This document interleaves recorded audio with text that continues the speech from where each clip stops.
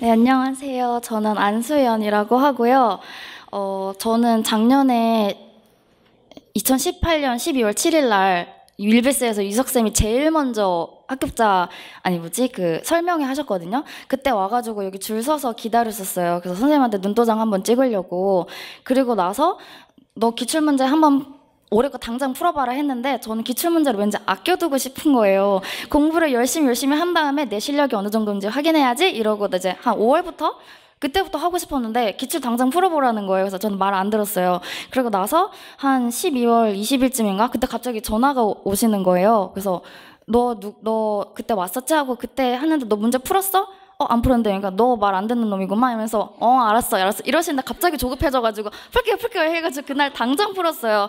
근데 풀고 나니까 왜 풀라고 하시는지 알 것 같은 거예요. 그래서 그날 저는 다행히 그날 전화를 받아서 선생님 말 무조건 들어야겠다. 내 고집 다 버려야겠다. 선생님 무조건 믿어야겠다. 그때부터 다짐을 했던 것 같아요. 그래서 제가 뭐라고 막 초수에 막 붙는 게 이게 다른 게 아니라 그냥 앞에서 말씀해주신 선생님들은 다 영교에 바치시고 막 영어학에 바치시고 막 하셨었잖아요. 근데 저는 아예 그런 정보가 없다 보니까 사범대가 아니어서 아예 그런 정보가 없다 보니까 아예 유석쌤 만 보고 시작한 게 가장 초수 합격의 지름길이 아니었나 싶어요. 그러니까 저는 처음에 시작할 때 그 이제 ET 카페 있잖아요. 거기 합격 수기에서 고득점 하신 분들 것만 다 뽑아서 읽어봤어요. 근데 다 공통점이 막 일형 문학 파트 가서는 막 기흥, 이유, 시옷, 모의고사 들었다. 이게 엄청 많았어요. 근데 전 이게 초성이 누군지도 모르는데 그래서 찾아보니까 김유석 선생님이더라고요. 그래서 이분이 강자시구나. 전 정보를 진짜 이렇게 얻었어요.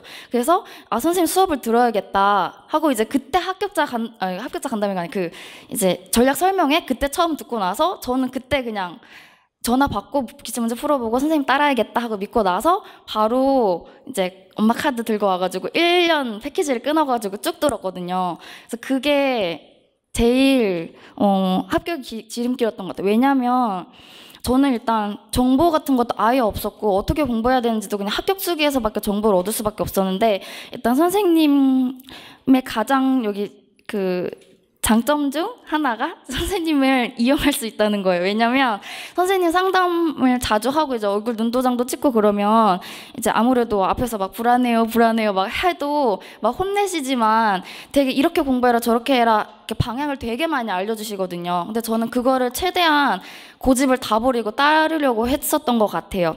그리고 그중 하나가 이제 9월, 10월 되면 다들 여기 모의고사 들으러 오신 분들이 많이 떠나세요. 종합반 모의고사 들으러 간다고.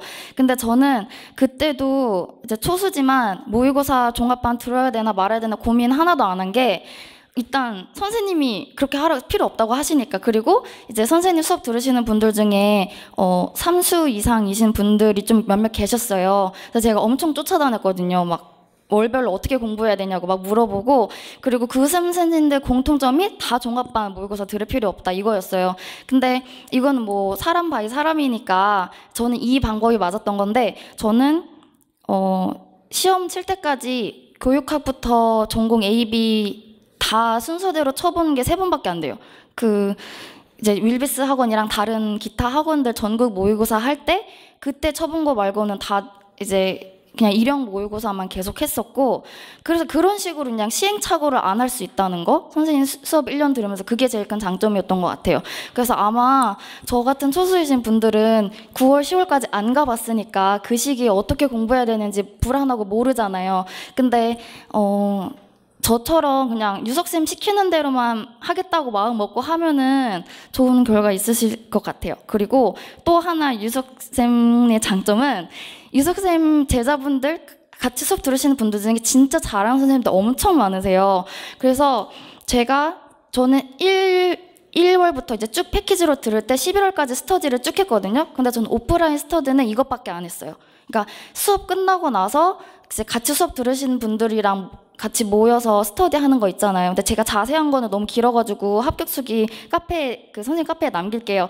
근데 제가 3월부터 쭉 그 스터디를 같이 했었는데 잘하시는 분들이 너무 많아가지고 저랑 이제 모의고사 할 때 말씀드렸지만 제가 1월부터 6월 공부를 어떻게 했는지는 카페에 남길게요. 근데 저는 진짜 여기 앉은 사람들 중에 누구보다 내가 열심히 했다고 속으로 자신하고 있었어요. 나는 진짜 잘할 거야. 나는 진짜 말씀하신 대로 저 그만했었어요. 근데 7월 모의고사랑 그 6월 30일쯤에 윌비스에서 이제 학교를 빌려서 모의고사 전국을 친 적이 있었어요. 근데 그때 진짜 너무 망한 거예요. 다 망한 거예요. 아는 것도 다 틀리고 남들 다 맞은 거 저 혼자 틀린 거예요. 그래서 난 너무 충격이 받아서 그때 상담도 했었거든요. 근데 그때 상담도 하고 그때 6월 마지막 날 시험 보고 나서 내 실력이 이 정도구나. 내가 6개월 동안 이렇게 열심히 했는데도 이 정도면 나는 올해 합격 못하겠다. 그때 마음을 접고 이제 다 내려놨었어요. 근데 그러고 나서 상담을 할 때 유석쌤이 너 이번에 되겠다 이러시는 거예요. 그러니까 제가 오히려 1, 2월 달에 막 도끼 품고 막 이렇게 할 때는 쟤 위험한데 이러셨다가 이제 제가 다 내려놓고 겸손해지고 선생님 저 다 내려놨어요. 저 열심히 해도 안 되면 그냥 제 실력이니까 저 받아들여 1년 더 할 거예요. 그때 말씀드리니까 야, 너 이번에 좀 되겠다. 그때 말씀해 주시는 거예요. 근데 저는 그 말도 이제 그때부터 안 믿었어요. 왜냐면 그걸 믿으면 내가 또 교만해질까 봐 이런 마음을 먹으면 되는 건가? 또 이런 식으로 생각하게 될까 봐 그냥 쌤 말도 안 믿고 그때부터 제 불안이 더 심해진 것 같아요. 안 믿는 거? 제 자신을 안 믿는 거? 그래서 저는 막 쌤이 너 점수 좀 잘했다. 뭐 얘기하다 여기까지 했지? 다시 다 내려놓고 그때 모의고사 보고 나서 너무 못한다는 걸 알게 돼서 이제 스터디 할 때도 진짜 저랑 스터디 3명이서 했는데 한 분은 1등을 몇 번 하신 분이었고 한 분은 계속 10% 안에 드시는 분이었는데 저는 첫 시험 때 7, 8월에 채점 3번 해주시고 9, 10월에 채점 3번 해주시고 11월 달에 2번 해주셨는데 첫 점수가 이제 30점 만점에 19.5였고요. 그 다음에 21.5였고, 그 다음에 23.5였어요. 그러니까 점점 올라갔어요. 그 스터디 할 때, 그리고 공부할 때, 그리고 9월 모의고사에서 처음 모의고사 봤을 때 제가 1등을 했어요. 그래서 그때 이제 난 됐다. 난 진짜 난 이제 붙겠다 싶었는데 그 다음에 시험 볼 때 다시 21로 돌아간 거예요. 그래서 그때 쌤이 다시 7, 8로 돌아갔네? 이 말 하신 게 너무 속상한 거예요. 내가 모의고사 공부를 얼마나 열심히 했는데 다시 돌아갔다니 난 큰일 났다 이러면서 그때 다시 초심으로 돌아가가지고 하기 시작했는데 모의고사 말이 좀 이렇게 돌아다 하고 싶은 말이 너무 많아가지고 좀 돌긴 했는데 어쨌든 하고 싶었던 말은 여기 스터디 모의고사 하실 때쯤 말씀을 해주실 거예요. 9, 10월 달에 살아남는 사람은 강자들만 살아남는 거라고 여기에. 근데 그만큼 잘하시는 분들이 진짜 많거든요. 그래서 저는 여기 수업 같이 들으신 분들이랑 쭉 스터디 같이 하셔서 스터디원 분들한테도 많이 배울 점이 있으니까 꼭 스터디 강추하고요. 그리고 저는 모의고사 공부할 때 이제 앞에서 막 다른 선생님들분들도 막 리라이팅을 막 5번씩 해보시고 저도 그런 식으로 했었어요. 그러니까 저는 모의고사 아직 이제 선생님 모의고사 안 보신 분들은 감이 잘 안 오실 텐데 모의고사 보고 나서 저는 그날 스터디에서 바로 9문제 보면은 그 9문제마다 내가 뭘 틀렸는지 포스트잇으로 다 붙여놨었어요. 안 까먹게. 이 현장감을 안 까먹게. 그리고 토, 일, 월에 하루에 3지문씩 그 분석을 다 했어요.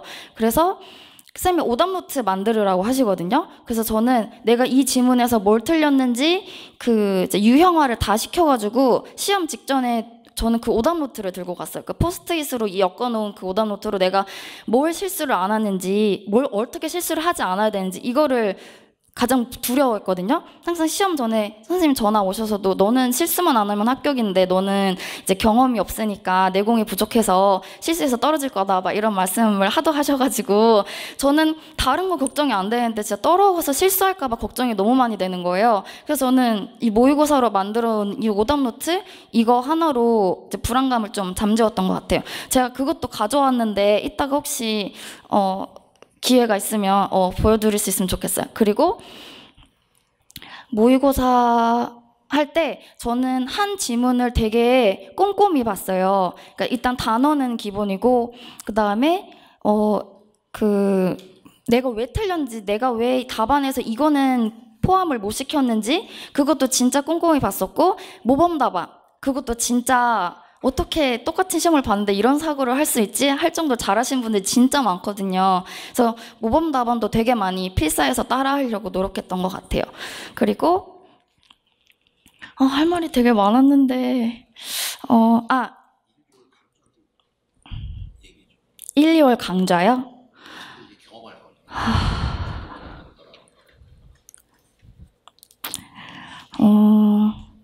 이거 얘기하면 너무 길어질 것 같긴 한데 일단은 어떻게 공부했는지요? 1, 2월 달에?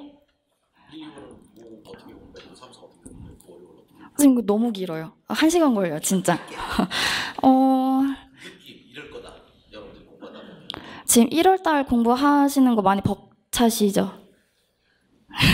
3, 4월 가면 그게 배가 돼요. 왜냐면 저는 3, 4월, 1, 2월 달은 아마 지금 하시는 것처럼 수업 듣고 스터디해서 복습하고 단어하고 시키는 거 다 하고 저도 똑같이 했어요. 근데 할 때 저는 저 할 때 또 많았는데 올해는 더 많은 것 같더라고요. 근데 저는 단어는 일단 무조건 만점을 받으려고 했었어요.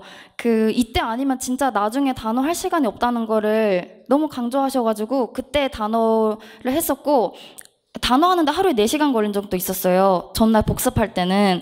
그래서 하면서도 불안했지만 이 시기 아니면 못하니까 그냥 유석쌤이 시키니까 그냥 그 생각 믿고 했었는데 하고 나니까 결과적으로는 도움이 많이 됐던 것 같아요. 그 시기에 한 게. 그래서 너무 인력만 하는데 어떡하지 그냥 불안하셔도 일단 하시면 그게 저는 개인적으로 그게 맞는 것 같고요. 그다음에 영미시 같은 것도 저는 끝나고 제 스터디 원들이랑 한 명씩 돌아가면서 라인 바이 라인 해석하면서 선생님이 했었던 해설 있잖아요. 그거를 그대로 한 번씩 복습하고 집으로 돌아간 다음에 하루에 한 작품씩 오디너리 랭귀지로 쓰는 거 있잖아요. 그거 다 했었어요.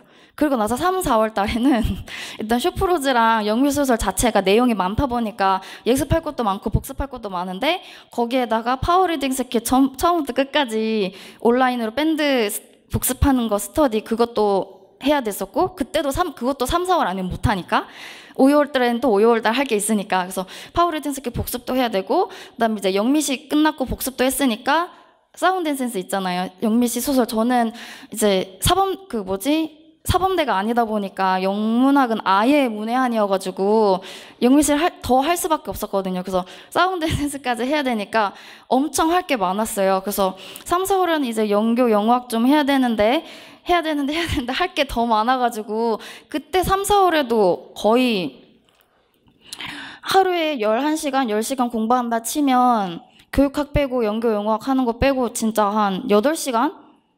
7, 8시간은 거의 하루에 일용 문학만 했던 것 같아요. 그래서 3, 4월에는 그렇게 현강 들으면서 1, 2월에 했던 거 다 복습하고 그리고 5, 6월 달에 올해는 월든 강의를 온라인으로 돌리신다고 하는데 저 작년에는 직강도 해주셨어가지고 이제 월든 들으면서 기출 해설 근데 기출 해설까지도 제가 그때까지 교만할 수 있었던 게 기출은 이미 한 번 봤기 때문에 그러니까 1, 2, 3, 4월 달에 기출하면서 일용 문학도 봤기 때문에 제가 아는 지문이었어서 여기 앉아서 풀 때는 잘했거든요. 근데 7, 8월부터 새 지문 나오면서부터 그때 이제 와장창 무너졌는데 또 5, 6월 달에도 똑같이 이제 수업하고 끝나고 바로 스터디 했었어요. 근데 그 스터디 방법은 수업 시간에 이제 3, 4월 달에 수업 들으시면 아시겠지만 이제 이런 걸 패러프레이즈 하는 거라고 이제 다 수업 때 다 알려주세요. 숙제로 다 내주세요. 그걸 하는 거는 우리 역량이니까.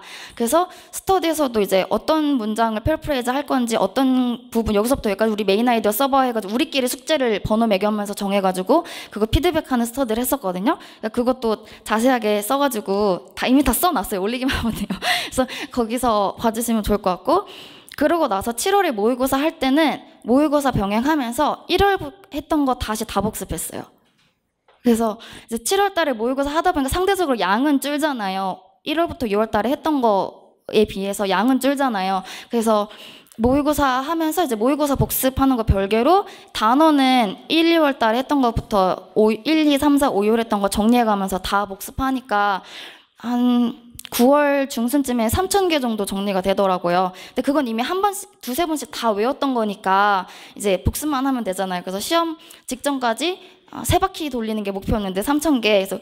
그래서 저도 시험 직전까지 단어 계속 보다가 갔어요. 그리고 마지막에는 이제 특히 월든이나 소설 같은데 진짜 어려운 단어 되게 많잖아요.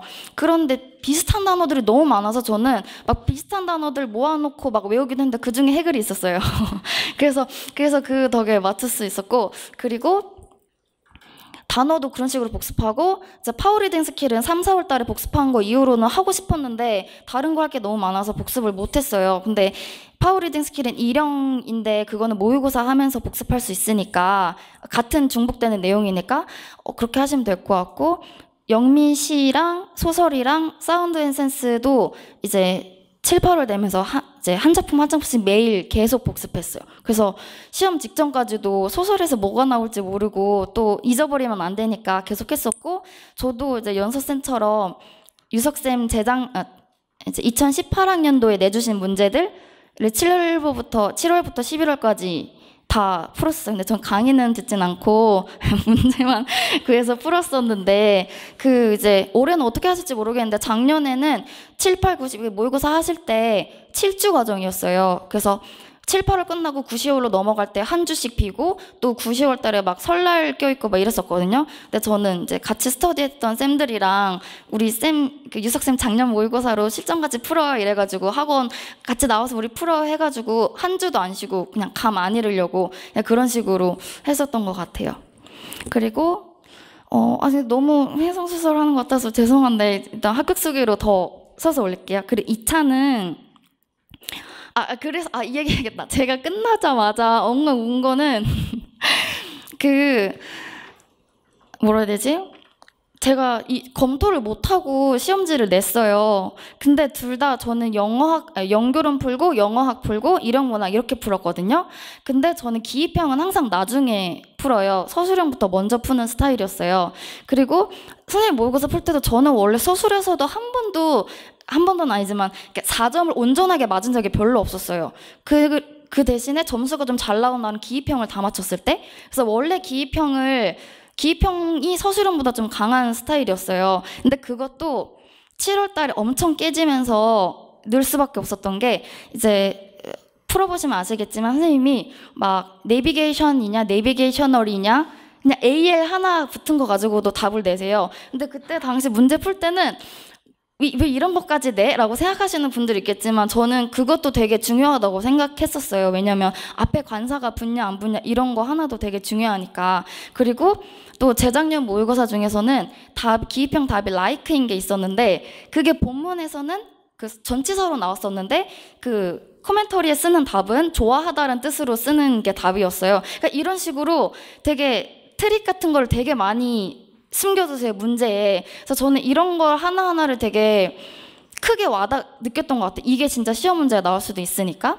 그리고 기입형 같은 경우는 키워드가 들어가는 경우도 있고 그냥 키워드는 아닌데 답이 이게 들어갈 것 같다라고 예측을 해놓고 밑에서 서술형에서 안 나온 문제에서 그 단어를 찾아서 기입형을 써야 되는 이런 문제도 되게 잘 내시거든요. 그래서 그런 거 문제 풀면서 제가 훈련이 됐던 것 같아요. 그래서 문제 풀 때 연교 영어학 풀고 시간이 많이 남을 줄 알았는데 생각보다 연교론에서 되게 많이 간 거예요, 시간이. 그래서 일형 문학이 4문제가 남았는데 40분이 남은 거예요. 그래서 한 문제당 10분에 풀어야 되잖아요. 근데 저는 모의고사 풀 때도 항상 시간이 한 번도 남은 적이 별로 없거든요. 제가 이 부팅하는데 시간이 오래 걸려서 2문제를 풀고 나면 항상 25분에서 30분이 가 있었어요. 그래서 항상 기입형 3문제는 막 5분 만에 풀고 막 이랬거든요. 그래서 아니나 다를까 시험에서도 똑같이 그 현상이 나타났는데 한 문제당 10분 안에 다 실수 없이 풀어야 되는데 그때도 그냥 모의고사 때도 항상 이랬잖아 하면서 그냥 다독이면서 풀었어요. 그래서 이번 시험에서도 답이 네거티브였나? 파지티브였나? 그런 거랑 포텐셜이랑 이런 것들도 다 그냥 유석쌤 모의고사 풀면서 근데 저는 문제 풀면서 진짜 유석쌤 문제가 되게 많이 떠올랐었어요. 그러니까 내용보다도 이제 문제를 풀면서 이 밑줄 치고 설명하라는 거, 밑줄 치고 이거 다 모의고사에서 했던 건데 이런 식으로 그 문제랑 비슷하다 하고 이제 시험 문제 풀 때 집중력이 흐트러졌다는 게 아니라 문제 풀 때 자연스럽게 그게 떠오를 정도로 모의고사 풀면서 되게 훈련이 된 것 같아요. 그래서 제가 진짜 도움 많이 받았던 게 모의고사여가지고 이제 상반기 강의보다 상대적으로 많이 얘기하게 되는 것 같은데 그 모의고사 할 때 실력이 점점점 오를 수 있었던 거는 1월부터 6월까지 과정이 있었던 거.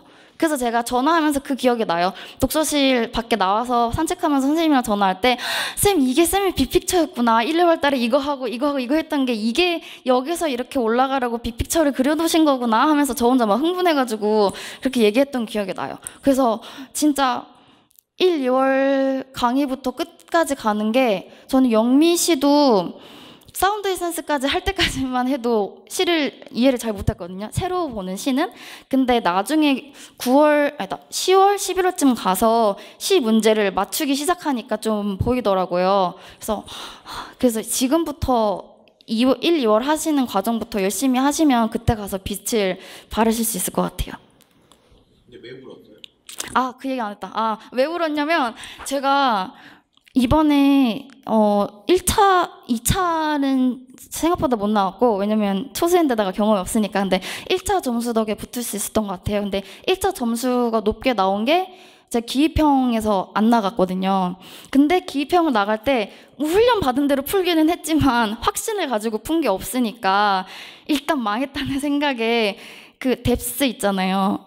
뎁스도 그렇고 그런 문제가 저는 그 1분 전에 쓰고 낸 거였거든요. 근데 그것도 저는 그게 키텀인지 몰랐고 기출 분석했지만 나온지 몰랐고 그래서 거의 일형 문제 풀듯이 A박스에 있는 거 스트레지는 절대 아닌데 뭐지 하다가 구조 보고 풀었거든요. 그러니까 그런 식으로 거의 1형 풀듯이 그 베이스로 풀고 나오니까 확신을 가진 게 없어서 일단 망했다는 생각에 울었는데 그래서 쌤이 막 선생님 경험상 망했다고 운 애들은 나중에 나 붙더라. 전 이 말도 안 믿었어요. 왜냐면 진짜 채점해보기 전까지는 진짜 망한 것 같았거든요. 서술형도 막 다 횡설수설 쓴 것 같고. 근데 그렇게 엉엉 울 정도로 나 망했어. 집에 갈 때까지 엉엉 울 정도로 막 그렇게 좌절스러웠는데도 이제 1차 점수가 높게 나온 거는 다 선생님 수업 듣고 시킨 거 숙제하고 하면서 이제 훈련이 자연스럽게 됐지 않았나 싶어요. 그리고 여기서 그만할까요? 2차 얘기도 해요. 2차는